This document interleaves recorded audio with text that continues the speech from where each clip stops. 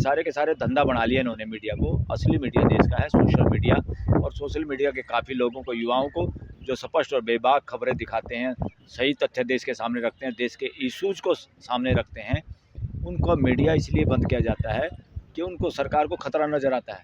संविधान नीचे से चलता है, नीचे की डेमोक्रेसी को मजबूत करना चाहता है, ताकि एक एक नागरिक की भागीदारी हो देश की व्यवस्था में। और देश के सारे युवा व्यवस्था चाहते हैं, देश के सारे युवा काम करना चाहते हैं। देश का कोई भी युवा ना आतंकवादी है, ना नक्सलवादी है, ना देशद्रोही है, सारे के सारे लोग देशभगत हैं।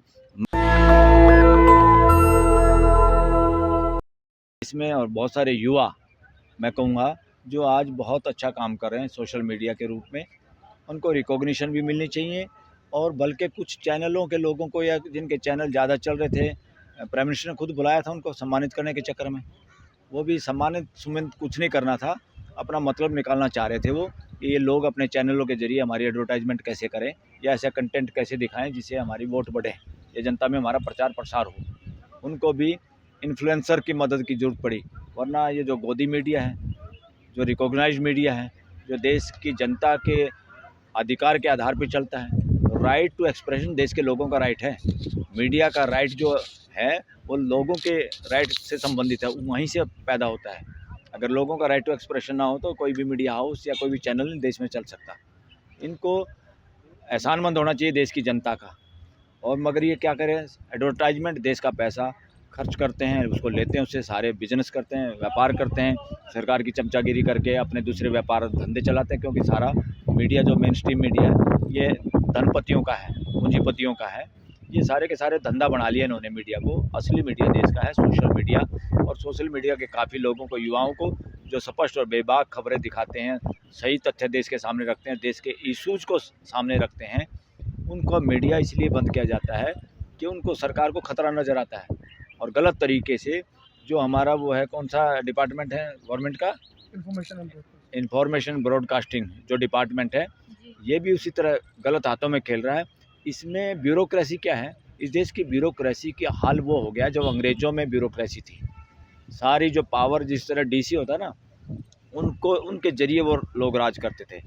हमारे देश में भी वो गंदी आदत ये चल रही है। अभी डेमोक्रेसी स्थापित नहीं हुई देश में।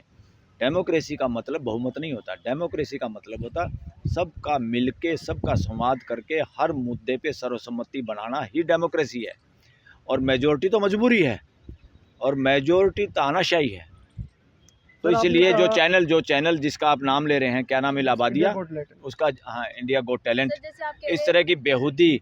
पहली बात तो जो आदमी प्राइम मिनिस्टर ने जिसको इनविटेशन दिया, और उसके इनविटेशन से या उस सहारे से वो इस तरह के चैनल पे इस तरह के प्रोग्राम दिखा रहा है, न्यूडिटी के, नंगापन और अनैतिकता। और जो अपने आप में ठेकेदार मानते हैं, हम नैतिकता के पुजारी हैं, हम सुशासन लाना चाहते हैं, हम चरित्र निर्माण करने के ठेकेदार हैं, उन लोगों के उसमें ऐसे ऐसे लोग इस तरह के चैनल चला रहे, और चैनल बंद नहीं किया। और चैनल उन बच्चों के, उन नए सोशल मीडिया के बंद कर देते हैं जो अच्छी चीज़ और सही तथ्य दिखाता देश के सामने। आपने कहा कि this is wrong. Sir fundamental rights है, राइट टू एक्सप्रेशन, सर क्या इसकी कुछ लिमिटेशन है क्या, कि जिस तरीके से न्यूडिटी फैलाई जा रही है सोशल मीडिया पे, यस, कुछ लिमिटेशन भी है इससे? 100%। कोई भी नंगापन, बेहुदा और नैतिक पतन देश का नहीं कर सकता राइट टू एक्सप्रेशन के अंदर। इसीलिए ऐसे चैनल वैनल बंद होने चाहिए, और इनको नोटिस भी मिलना चाहिए, और बंद होने चाहिए, जब तक सस्पेंड कर देने चाहिए ऐसे चैनल, और इन पर एज पर लो इलाज इनका होना चाहिए। सर हेट स्पीच इतने होते हैं, उस पर तो कोई कार्रवाई नहीं होती, लेकिन इस तरह के मामलों पे तुरंत कार्रवाई हो रही है। हाँ। और मेन स्ट्रीम मीडिया इस मामले से दूरी बनाए हुए नहीं चला रहा है खबरें। फिर मैं आखिरकार फिर मेरा एक ही जवाब होता है कि हमारी जुडिशरी कमज़ोर है। हाई कोर्ट और सुप्रीम कोर्ट ये स्ट्रॉन्ग हो तो किसकी मजाल है कोई हेट स्पीच दे दे, चाहे वो कोई सीएम हो, पीएम हो, कोई एमएलए हो, एमपी हो, आम नागरिक हो, कोई भी नहीं कर सकता। और क्या मजाल है कि कोई चैनल इस तरह से नंगापन दिखाए, वोड़ता फैलाए, हर चीज़ में नंगेपन को दिखा के देश के युवाओं को पथभ्रष्ट कर से, और उसी के आधार पर पैसे कमाने की होड़ लगी रहे। ये क्या नंगापन हो रहा है। इसीलिए पूंजीवाद जो है ना, पूंजीवाद एक तरह से भ्रष्टाचार है।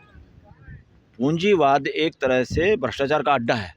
जो लोग कहते हैं ना पूंजीवाद से देश विकसित होता है, पूंजीवाद शोषण का एक स्रोत है, और ये जो चैनल हैं ऐसे ऐसे जो न्यूडिटी, नंगापन और इस तरह की बेहूदी बातें और चीज़ें दिखा के देश के युवाओं को पथभ्रष्ट करना चाहते हैं, करते हैं और उससे पैसे कमाते हैं, तो ये सारे के सारे वही हैं।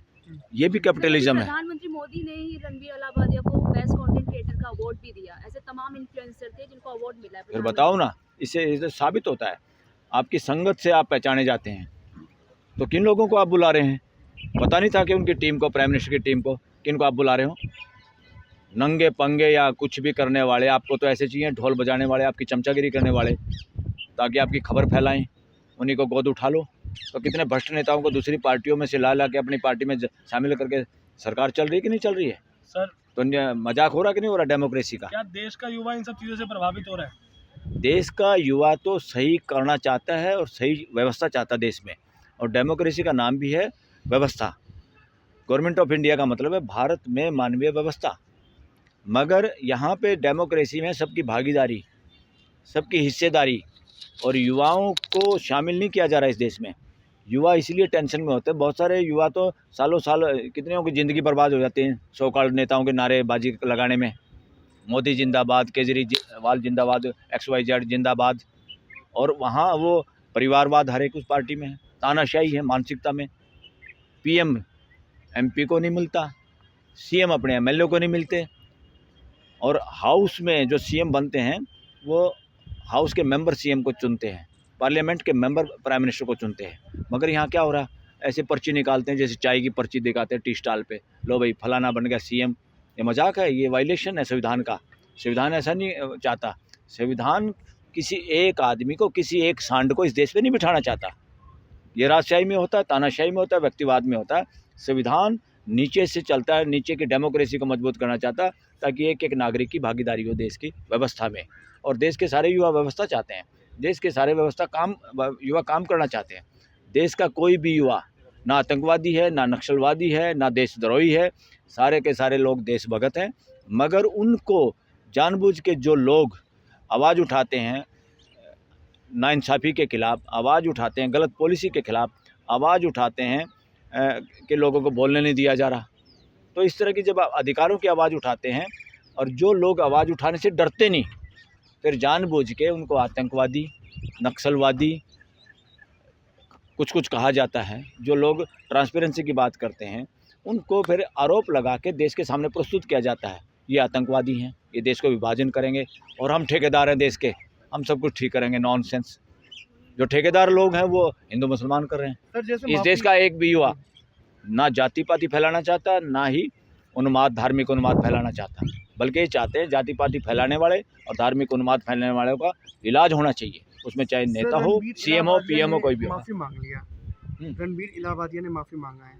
अच्छा, कि गलती हुई। सर, बहुत सारे हेट स्पीच होते हैं कास्ट को लेके, धर्म को लेके, भाषा को लेके, तब तो सूचना प्रसारण मंत्रालय इतनी जल्दी कार्रवाई नहीं करता है। हाँ। लेकिन इस तरह के मामले में कार्रवाई होती है, तब उस पर आप क्या कहना चाहेंगे? हाँ, मैं जबकि माफी भी मांग चुका है। पहले इनके प्रश्न का उत्तर दे दें एक बार। इन्होंने कहा वो इलाहाबादिया ने माफ़ी मांग ली। माफ़ी मांगना तो अच्छी बात है, अगर मांग ली तो अच्छी बात है, पर उससे पहले माफ़ी तो इसको गृह मंत्री को मांगनी चाहिए, जिसने इतनी बेहूदगी का बयान दिया पार्लियामेंट के सामने, इस देश की पंचायत के अंदर। अम्बेडकर अम्बेडकर अम्बेडकर क्या लगाया है? इतना तो भगवान को याद कर लेते। सब कौन सा भगवान है भाई? बताओ, दिखाओ इस देश के लोगों को, डिफाइन करो उसको, कौन सा भगवान तुम जानते हो, क्या सवरक होता, बताओ इस देश के लोगों को। नॉनसेंस बातें जिसने की वो आदमी गृह मंत्री, और उसने माफ़ी नहीं मांगी आज तक, और देश का अपोजिशन इतना कमज़ोर कि उसको इस्तीफा देने के लिए मजबूर नहीं कर पाए। तो इलाहाबादिया ने माफ़ी मांग ली तो चलो अच्छा है, माफ़ी मांगनी चाहिए, गलती अगर हो जाए, ये तो हमारा कल्चर है और इस तरह का दिखाना भी चाहिए। गृह मंत्री भी माफ़ी मांग लेता तो देश के युवाओं को समझ में आता ना कि गलती करके माफ़ी मांगनी होती है, उदंडता गायब हो जाती देश से। ये जो अपने आप में सो कॉल्ड बड़े लीडर हैं वो तो कुछ भी बकवास करें, वो माफ़ी मांगना नहीं जानते, तो देश को क्या सिखाएंगे। नेशनल दस्तक की आपसे गुजारिश है कि अगर इसको बचाना चाहते हैं तो नेशनल दस्तक को सब्सक्राइब करने के लिए रेड कलर के सब्सक्राइब बटन को दबाएं, फिर बेल आइकन की घंटी दबाएं। नेशनल दस्तक को बचाने के लिए बहुत जरूरी है कि हर खबर को शेयर करें, लाइक करें, कमेंट जरूर करें।